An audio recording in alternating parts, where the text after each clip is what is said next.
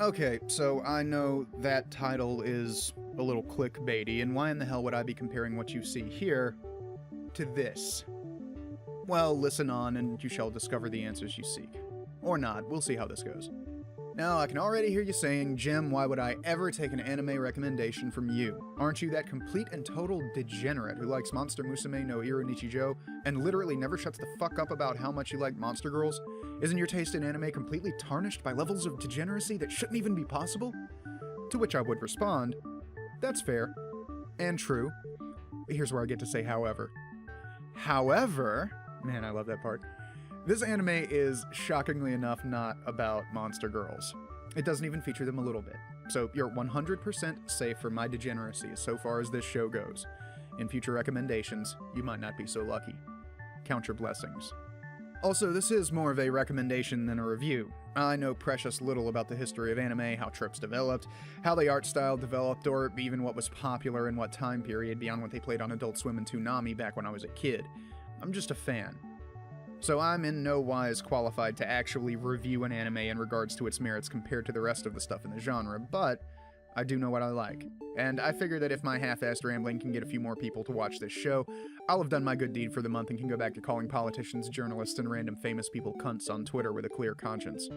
I just want to make it clear that I'm speaking from near total ignorance of the history of the overall genre I'm talking about, and will be evaluating this show on its own merits, rather than how it fits into the general anime zeitgeist.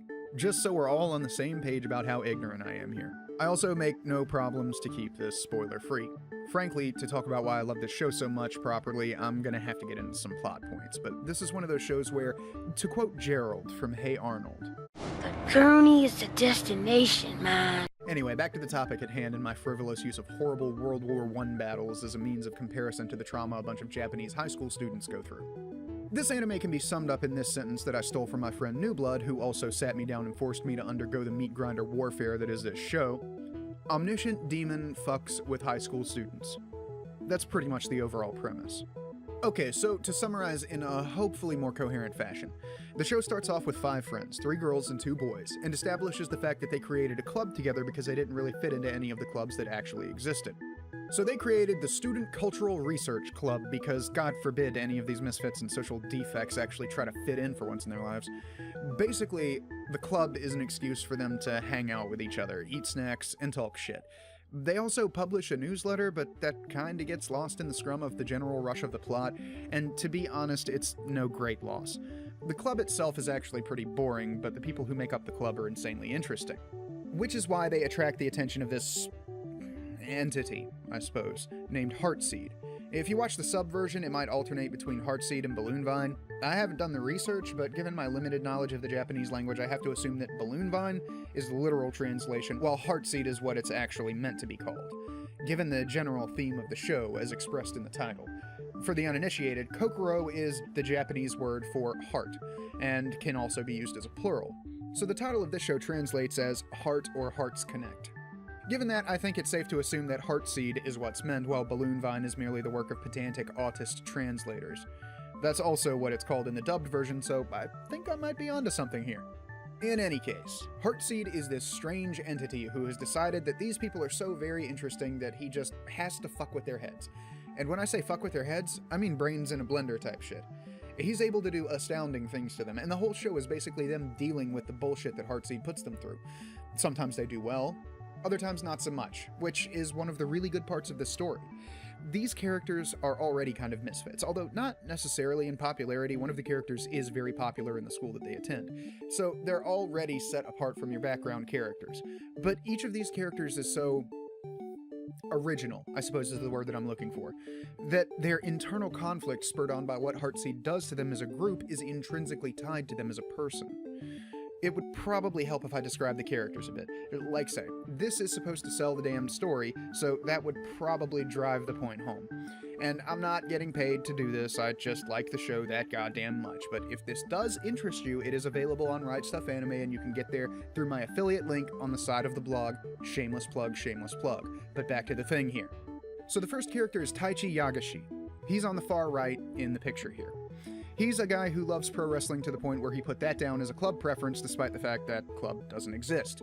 He's also completely altruistic and is more than willing to sacrifice himself if it means other people don't have to suffer. This actually gets called out in the show as several of his friends bring up the fact that he's doing this to feel better about himself, rather than out of purely selfless interests. He thinks he has to do this, because that's what you do for people you care about, and thus winds up kind of stroking his own ego in the process, which gets him into more than a little trouble. His arc is kind of centered around him dealing with his pathological altruism, as well as a love triangle with two of the female characters. Going from right to left in the picture here, our next character is Himiko Inaba. Inaba is a girl who puts up a tough front to distract people from her vulnerabilities. This tough front comes in many ways, from being violent with the boys in the club, to seemingly shrugging off things that bother her deeply, to trying to be the mom type of character that takes care of everybody but has no one to help her deal with her problems. This adds a lot of weight to a scene later in the show where she literally breaks down, collapses, and sobs uncontrollably when the male character she's come to love has been hurt and she thinks he's dead until she sees that he's okay. Honestly, Inaba has the best arc in the series, and in my opinion, definitely fills out the role of best girl in a way that transcends simple interest in a character. After letting my friend proof this, he had something to add here, so I'm just going to copy-paste that, because it's more articulate about it than I could possibly be, and if I tried to reword or rephrase it, I would just wind up making it sound stupid, so here's his addition. Quote, Inaba also isn't a traditional tsundere. She will shamelessly display emotional attachment and care to those she is close to, be it squealing with delight over her ability to confess to opening up her most embarrassing secrets just to have fun and bond with her friends. Ice Queen with a warm and chewy center is a trope at this stage, especially in this type of show. Inaba is certainly inspired by this archetype, but comes across as much more realistic as her reactions vary given the situation. Also, a couple of things she does will have you screaming at the other characters to pat her head. End quote. On to the next, we have Iori Nagase. Iori has an identity crisis that features prominently throughout the show. She's been playing roles her entire life to please her various father figures, and she doesn't exactly know who she is. On the surface, she's bubbly, kind, warm-hearted, always there for the other characters, and does her best to keep things light. Then, things get a little too heavy for her, and she just breaks at a certain point and becomes a completely different person. She thinks that her friends don't understand the real her, and starts evaluating all their interactions based on their understanding of how she's been in the past compared to how she's acting now. She kind of takes over the show near the end, but it's completely justified given her deep emotional and psychological issues that she tries to protect her friends from by suddenly putting them at arm's length, which doesn't work at all so far as strategy goes. Despite her not being best girl, she's a fiercely interesting character that at times you just want to hug, because God knows she could use it during this ordeal they're going through. Next, we have Yui Kiriyama. Yui is a former martial arts champion with a dark secret that she doesn't even tell her best friends. She's strong enough to the point that she can break a table in half or put some thugs in the hospital thanks to her martial arts expertise. However, she has a serious problem. She's androphobic. And for those of you who don't know, that means she's afraid of men. She was almost raped while in junior high, and this led to a deep fear of men that she's had problems overcoming even while talking to her friends in the club. Once again, this ties deeply into her character arc, and part of the point of one of Heartseed's tricks is helping her to overcome this. She also runs into an issue in the course of the show where she attacks somebody and sequesters herself in her room because she's afraid she might hurt people. Another very altruistic character who lets her good nature get the better of her. Then we have Yoshifumi Aoki, a total goober. Aoki has devoted himself to living in the moment and having as much fun as possible, because he had a traumatic experience with a girl he knew who worked very hard to get ahead in life, getting hit by a car, and all her hard work essentially came to naught. This instilled in Aoki a lust for life that would make Iggy Pop say, "Alright dude, you probably need to calm down a little bit." He's obsessed with making the most out of every day, and he's also in helpless love with Yui, which leads to more than a few funny incidents given his honesty about his feelings. His character arc centers around his commitment to living in the moment and the similarity of Yui to a girl he dated in the past. There are also incidental characters like Mr. Goto, who is the most frequent conduit for Heartseed to interact with the main group through. These characters don't get much focus and are honestly just there to move the plot along, but they do come into their own at a certain point, especially near the end, which is very powerful. But back to Heartseed and what he does to these insanely interesting characters.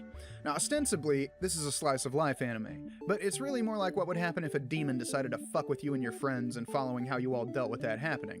And as I said, they don't always deal with it in the best ways, to the point of hating each other, breaking down crying, and completely reversing their personalities. So what does Heartseed actually do to them? Well, the first thing he does is relatively benign.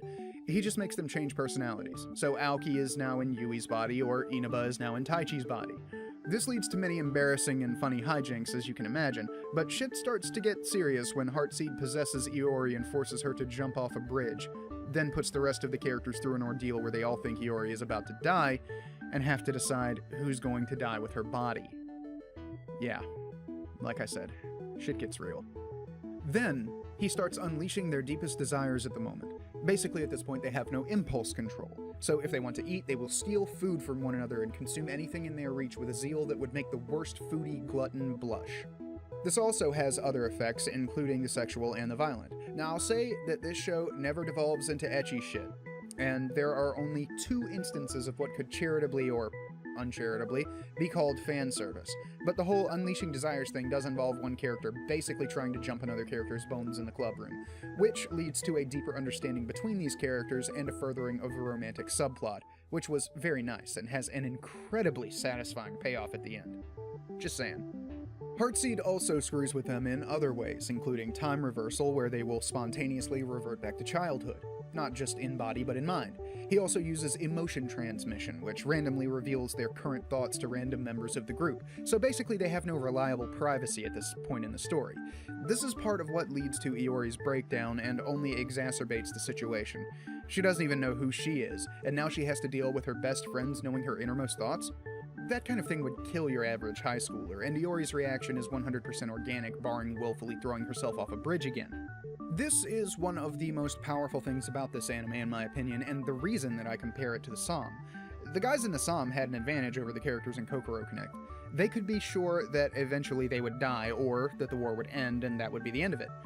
The characters in this show have no real choice but to continue to be tortured by Heartseed until he eventually gets tired of fucking with them.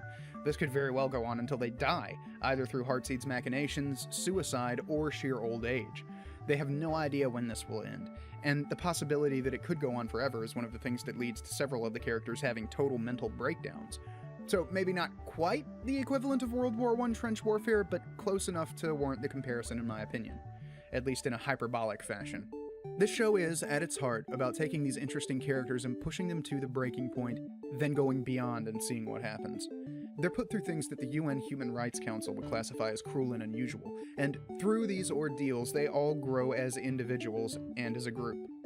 This anime actually has satisfying character growth, makes the slice of life genre interesting to someone not that into the concept, and honestly, it's just fucking heartbreaking.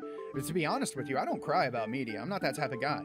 It takes a lot to get me to even consider crying due to an emotional reaction in a thing I'm watching. Movies don't usually have enough build-up, but a TV show with enough episodes can work me up to that level, and this show did. There were parts of this show that I had visceral emotional reactions to. It tugged at my heartstrings teasingly, completely ripped them out, and then replaced them with a loving kiss at the end. I'm not lying. If you guys are looking for a good romance plot in your fiction, you could do infinitely worse than Kokoro Connect. The love triangle is handled expertly, and by God if the resolution didn't bring a tear to my eye. I don't want to give too much away because I really do want all of you to go and watch the show, but I will say that despite the twists and turns, this show does have a very happy ending, and it delivers on just about every single thing set up through the course of it. The writers of this show are extremely competent, and they know what they're doing. Fair warning, you never get an explanation on what Heartseed is and where he comes from, but honestly, I kind of like that. It preserves a little bit of mystery and buys into that very pulpy notion that not everything has to be explained for it to be enjoyable. There's a certain amount of uncertainty in this show, and that only adds to the mystery and fun of it all. So don't come to this show expecting everything to be laid out nice and easy for you. This show expects you to think, and fill in some blanks on your own. It has a certain level of respect for its audience that isn't found too frequently in televised fiction nowadays, and it's very refreshing to see. Another thing I'll say in this show's favor is that the voice acting is incredible, both in the Japanese and English versions. I've watched both and can say with 100% certainty that not only is the English translation and dub faithful, there was only one single discrepancy that I noticed, and it's not a major one. The characters already sell themselves, and it's worth noting that both the Japanese and English voice actors did incredible jobs with this show, and you're definitely in for a treat whichever version you decide to watch. But I'm about lit as all hell, and I think I've pretty much run out of steam on this. I really do hope you'll go and watch the show however you find the means to do so. I would also say that it's worth a buy, and if you do watch and enjoy it, I hope you'll support the creators by purchasing it. I fully intend to. It's just that goddamn good. If you do decide to, I also hope that you'll use my Ride Stuff Anime affiliate link, shameless plug again, but even if you don't, at least go watch the show. It'll be time well spent, as well as a good example of how to do characterization properly. In any event, thanks for your time, and I hope this has proved that I actually have decent taste in media and that I'm not just recommending stuff based on how many monster girls it features.